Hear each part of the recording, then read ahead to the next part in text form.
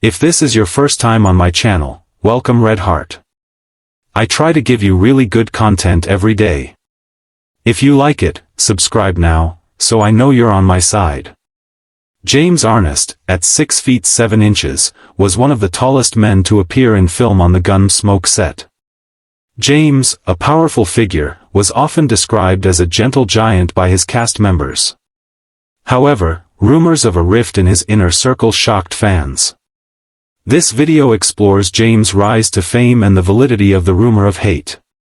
On May 26, 1923, in Minneapolis, Minnesota, James Ornes was born of Norwegian heritage to traveling medical supplier Ralph Cirer and German-descent writer Ruth Doler. The family name was originally Ornes. James's grandfather, Peter Ornes, migrated to America from Norway in 1887 and changed his name to Ornes. Born James King Ornes, he had a Methodist background that shaped his beliefs, character, and personality. His younger brother, Peter Graves, was also an actor who adopted their maternal family name, Graves. James attended John Burroughs Elementary School, Westburn High School, and West High School in Minneapolis, graduating in 1942. James worked part-time as a jewelry wholesaler, packing and unpacking trains at the Chicago, Burlington and Quincy Railroad Freight Yard in Minneapolis and logging in Pierce, Idaho to support his family. In the early 1940s, his parents divorced, causing James to miss classes. James aspired to be a naval pilot, but his bad eyesight and height, he was 6 feet 7 inches, hindered his ambition. The maximum height for an aviator was 6 feet 2 inches, and his bodily dimensions were as follows.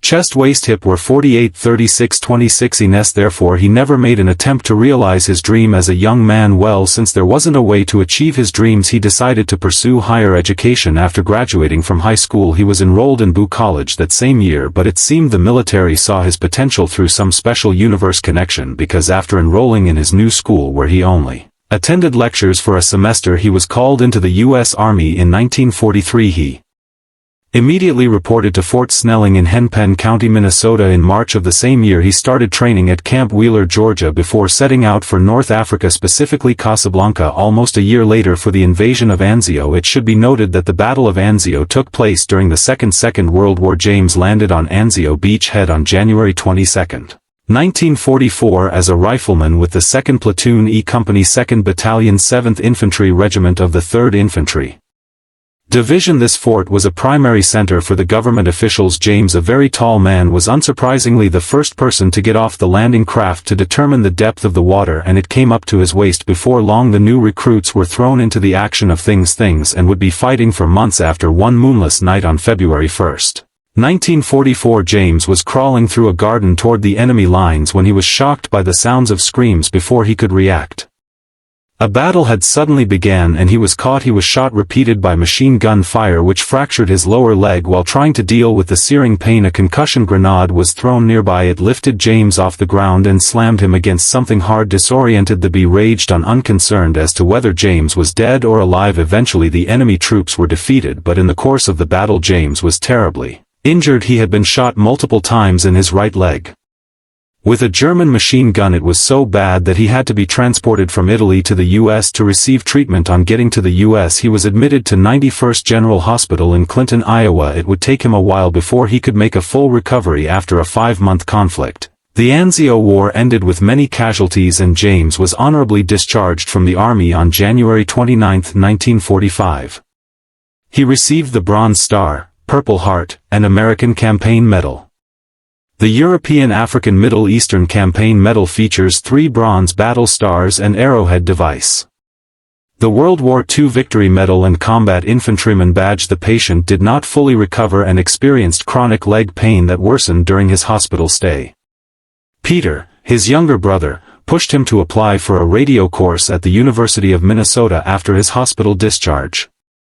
James followed his brother's advice and enrolled in a radio course at the University of Minnesota. He was urged by his teacher to work as a radio announcer in Minneapolis, which went well. However, a friend suggested he work as a film extra in Hollywood, which he did. James hitchhiked to Hollywood with only a $1,100 note. James soon enrolled at the Bliss Hayden Theatre School. During his time there he studied under actor Harry Hayden. On a certain day while he was rehearsing a play he was spotted by agent Leon Lance. Let's not forget that James was 6 feet 7 inches and tall with golden white hair and light brown eyes. He was certainly going to stand out. Whether Lance saw potential in him for his acting skills or for his eye-catching stature, no one really knows. What we do know is that he gave James the role of Loretta Young's brother Peter Young in the 1947 movie Farmer's Daughter. It was during this classic that H.C. Potter, who was at the time the director of the film, told James to drop the U from his last name. James clearly saw the sense in this and dropped the U from his name and became officially known as James Arnest. This was the second time his grandfather's name would be altered. However, it seemed to work well for his career and we are not aware of any drawbacks to using his former name at this time. James was just rolling with the waves. Literally, he lived on the shore at Ornes and spent his time surfing. However, a change was about to happen which would change his life. James, for the first time in his life, received a fan mail shortly after the release of The Farmer's Daughter. This gesture greatly surprised him and inspired him to begin taking his acting career much more seriously, and his efforts began to pay off. He was cast in the production of Candida at the Pasadena Community Playhouse, where he met and later married his leading lady Virginia Chapman in 1948. This proved to be a great move for him, not just maritally but for his career too. Encouraged him to study acting and put more effort into pursuing the career. One can't really fault James for not putting much effort into learning acting in the first place. He had never been interested in acting. Even when he had acted in a few roles back in high school, he just never thought highly of the acting career, and he believed that he was only lucky to have gotten the roles he had been given so far. However, it didn't matter what he believed. He started receiving many roles to act in, and this was soon becoming frequent. Of course, the fact that he had a gigantic stature played a fantastic role in getting him jobs, especially villainous roles. Two of the most well-known ones were science fiction movies. 1951, The Thing from Another World, where he played the role of a killer alien, and he was in them too. Eventually someone must have looked at James and felt he had more to offer than to keep being the bad guy in movies. So one day he was given the role of a Greek warrior, and while playing that role he was spotted by agent Charles K. Feldman, who was also representing John Wayne. Mind you, John Wayne was already a huge star at the time. Feldman introduced James to Wayne, and for some reason Wayne liked James, perhaps because of the unique combination of his personality and huge stature. Anyways, before anyone could say, James was signed on a personal contract by Jack Wayne, who mentored him and helped him improve his acting skills. In 1955, Wayne recommended James for the lead role in a film.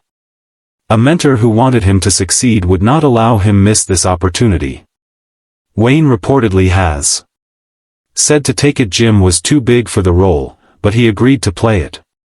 He had to dye his blonde hair darker and learn how to shoot realistic scenes. Wayne also appeared in the 1955 Gunm Smoke pilot episode's prologue. The story of Matt Dillon's struggles to maintain law and order in an unpredictable frontier setting enthralled viewers worldwide. Dillon was a strong enforcer, and his unique group of pals added to the show's entertainment. Arvo Ohala. The show's beginning featured Arvo, one of several performers, and a gunfight with a generic bad guy representing all the characters he will see throughout the show. Arvo was responsible for teaching James how to shoot. James excelled as Dillon, captivating the nation and winning over Americans. From its first season, Gunm Smoke became a popular American TV show. It lasted for 20 seasons, making it the longest-running dramatic series in U.S. television history until 2008. The show also made James and his co-stars, including Milburn Stone, famous. Amanda Blake, Burt Reynolds, Dennis Weaver, Ken Curtis and Buck Taylor were popular. During his marriage to Virginia Chapman, he adopted her son Craig Arness. Craig Arness founded Westlight, a stock photography agency, and worked as a photographer for National Geographic. He and Virginia Chapman had 2 children, Ralph Aries, born February 18, 1952, and Jenny Lee Aries, born May 23, 1950. After obtaining legal custody of his children in 1968, James donated his 400-acre ranch in northern Los Angeles County to the Brandis Institute. Ralph Rose became a world surfing champion in 1970, whereas Jenny Lee succumbed to a drug overdose at 25 and committed herself in 1975. James was heartbroken when his ex-wife Virginia died of an accidental drug overdose in 1977, 2 years later. He met Thoris Brandt 4 years after his divorce from Virginia Chapman.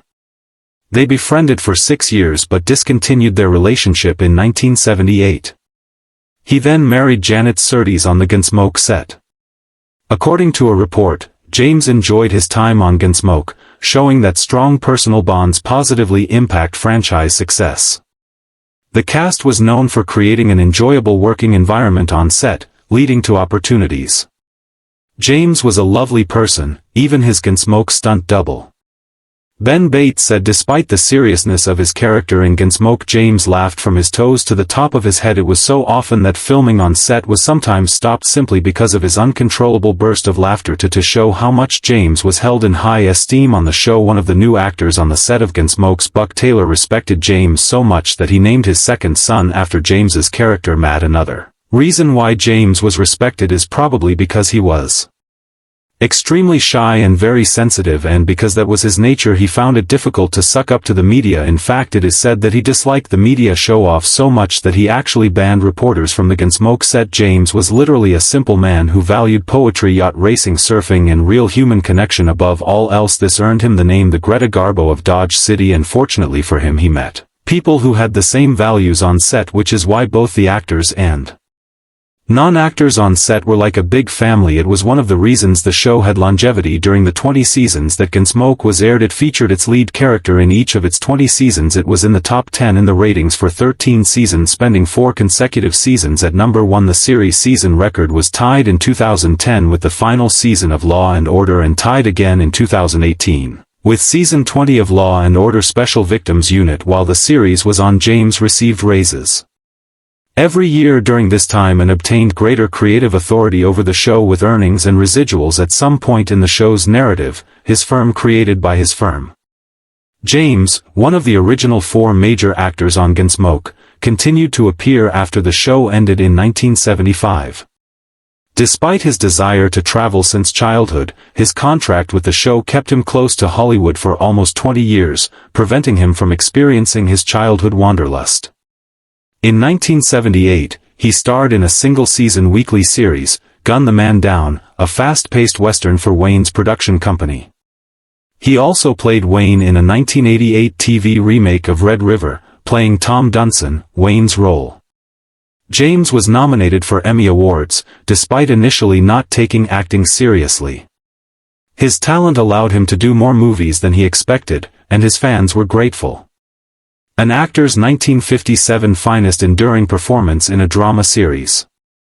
1958, outstanding long-term performance by a leading actor in a drama or comedy series. His dedication to television earned him a star on the Hollywood Walk of Fame at 1751 Vine Street in 1959, and induction into the Western Performers Hall of Fame at the National Cowboy and Western Heritage Museum in Oklahoma City in 1981.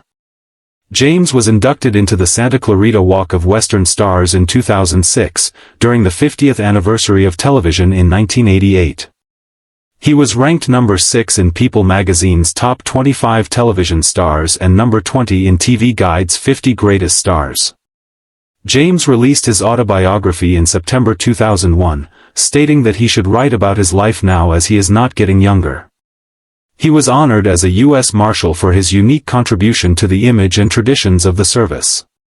On February 6, 2005, the mayor, 15 city council members, and the city attorney presented him with a resolution honoring his career as an actor and 60 years of residency in Los Angeles.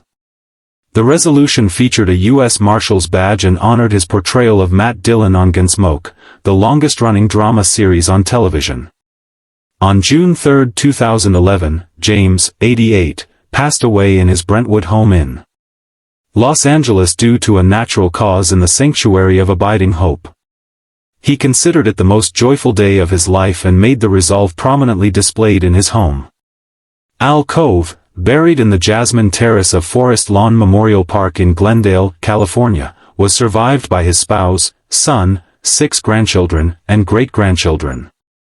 The legendary actor understood the importance of human connections, which helped him achieve greatness throughout his life.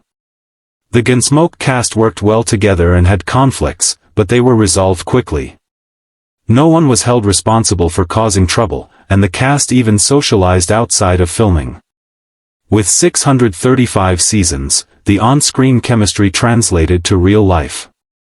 James left home early, while Peter changed his name to pursue success independently from his elder brother. James understood this, as he had to change his own name to suit demand. In 1955, Peter directed an episode of Gunm Smoke with James as the lead. James was nominated for an Emmy that year. James disliked being compelled to influence others' decisions, stating that he did not have the right to do so as he was not an authority.